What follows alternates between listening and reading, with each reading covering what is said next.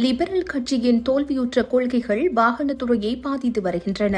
2015 ஆண்டு முதல் கனடாவின் வாகன உற்பத்தி பாதியாக குறைந்துள்ளதுடன் நாடு முழுவதும் 5000 வேலைவாய்ப்புகள் இழக்கப்பட்டுள்ளன. இதில் பிரம்டன் நகரம் மிக கடுமையாக பாதிக்கப்பட்டுள்ளது. அங்கு ஏற்கனவே 3000 வேலைவாய்ப்புகள் பறிபோயுள்ளன. உற்பத்தியை இரட்டிப்பாக்கவும் வேலைவாய்ப்புகளை மீண்டும் தாயகத்துக்கு கொண்டு வரவும் கன்சர்வேட்டிவ் கட்சியினர் ஒரு திட்டத்தை வைத்துள்ளனர். கனடாவில் தயாரிக்கப்படும் அனைத்து வாகனங்கள் மீதான ஜிஎஸ்டி வரியை நீக்கி அவற்றை மக்கள் வாங்கக்கூடிய விலையில் கிடைக்கச் செய்தல், இவி கட்டாய உத்தரவுகளை முடிவுக்கு கொண்டு வருதல் மற்றும் எமது அமெரிக்க கூட்டாளிகளுடன் தரநிலைகளை ஒத்திசைத்தல், எமது தொழில்துறையை மீட்டெடுக்க டாலருக்கு டாலர் விதியின் மூலம் உற்பத்தியை மீண்டும் தாயகத்துக்கு கொண்டு வருதல், வட அமெரிக்கா பாதுகாப்பு தரங்களுக்கு முன்னுரிமை அளிப்பதன் மூலம் எமது தொழில்நுட்பத்தை பாதுகாத்தல், அமெரிக்க சந்தைக்கான வரியில்லாத அணுகுமுறையை உறுதிப்படுத்த நாங்கள் உறுதியாக நிற்போம். எமது வாகனத்துறையை மீண்டும் எழுப்புவோம். எமது பொருளாதார வலிமையை மீட்டெடுப்போம் மற்றும் கனேடிய தொழிலாளர்களுக்காக குரல் கொடுப்போம். மீண்டும் பிரம்டனின் உற்பத்தியை தொடங்குவதற்கான நேரம் இது என்று தெரிவிக்கப்பட்டுள்ளது.